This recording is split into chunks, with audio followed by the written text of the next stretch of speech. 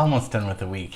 Thursday. Welcome to Thursday's class. And hey now, PSW staff, clients, and friends. We got our friends joining us. Welcome to Thursday's class.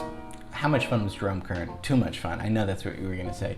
He wrote, such great songs. All the Things You Are, The Way You Look Tonight. Those songs are still, I love. And it's so fun when you have a good song, you can hear different artists interpret it. Some do it fast, some do it slow. So, they all have their different interpretations. But like baseball, like I said, it's the pitcher that makes the game interesting. It's the melody that makes the thing interesting. Once you got those things, you can really cook and groove. Yeah, I'll try not to do too many baseball analogies. Okay, LA class, LA history. Today we're going to talk about kind of the center of the movie industry, where maybe it was the first big, huge event that happened. Now it's a theme park, but I want to talk about pre-theme park-ish and what was going on, and one person in particular that was responsible for all this. So today, we're going to be taking a look at the Universal Studios in Hollywood. Hooray for Hollywood, that's gooey ballyhooly Hollywood, where any office boy or young mechanic can be a panic with just a good-looking pan.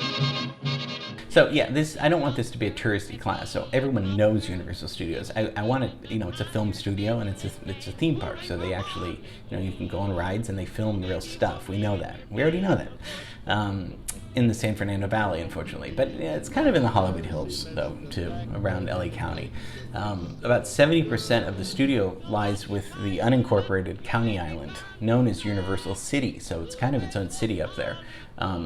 One of the oldest and most famous studios. We're going to talk about it being the first major studio. Major in the sense of it was massive. It was so much land.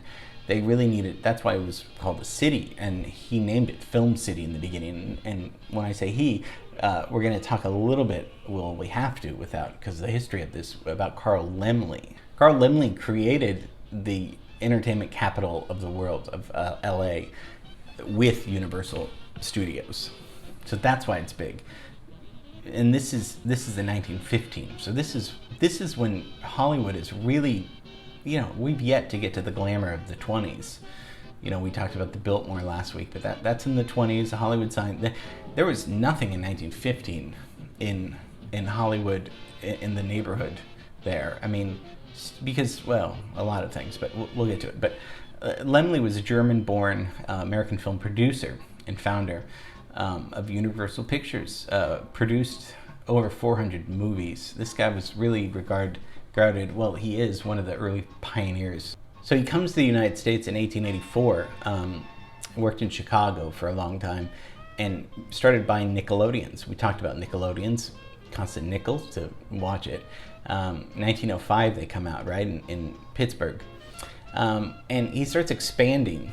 He starts buying all these Nickelodeons up, starts expanding into film distribution. This is he's not a director or writer, he's a producer. This is the March of 1912. He needs more space. They're filming out in LA, but they need more space for studio space, and this is before Charlie Chaplin Studios. That was in 1919. Remember, he bought that cute little English Tudor style of little houses, but this is years before, where filmmakers, they needed space and studio space, not so much for sound, because sound wasn't in yet, but for sets and set designs and all that stuff. So he opens it in 1915, and he does something pretty smart. He invites the public, where you can pay 5 cents, which is the same as a Nickelodeon, and it includes a boxed lunch with chicken. And you could go up to his little Universal City, and there was still actually a farm there, and you could go and look at some of these movies being shot. Really interesting to get the crowd involved in watching the movies. And of course, at this time, you didn't have to worry about quiet on the set. Sound really, we need sound, of course, but boy, what a pain if you could shoot without having perfect sound. So it didn't matter if people were kind of noisy, because you didn't have to worry about sound. So Laemmle in 1915 opens this is the world's largest motion picture production facility in Universal City Studios. 230 acres up there. So it was just a farm in the San Fernando Valley, and this is over the Cahuenga Pass. So he was named Uncle Carl. It was a nickname because he had so many people related to him on the payroll. So this was kind of a family little affair. It dies in 1939 before the studio was reopened to the public. So he had expansions to do. He was kind of like a Disney, I mean, they had such a vision for what they could do. And so the original Universal Studios tour that we know opens in 1964. And that's, and of course, as we know, the famous Parting of the Red Sea from the Ten Commandments comes out. That's in 1973. That's, for the tour. And in 76, when Jaws comes out, they have, obviously, they recreate the little village there with the 25-foot animatronic shark. And 1986, they install the King Kong encounter, which is, they've still, I don't want to make this a touristy class, but I mean, some of those things are really cool, on the tram. So that's just a brief history of Universal Studios' Carl Laemmle's version. His vision was to build the world's first city dedicated entirely to making movies.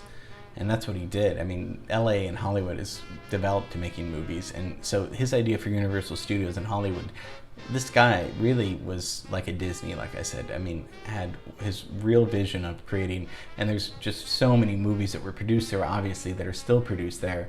But he was like, what about that farm up there? Let's buy 230 acres and let's build a movie, not only studios, a movie city up there. I think he accomplished it, so I think that's kind of cool. Okay, so tomorrow we see your film scoring results. Can't wait to show you that for Rushmore. Okay, I've said it all, and have a great rest of the day. Bye.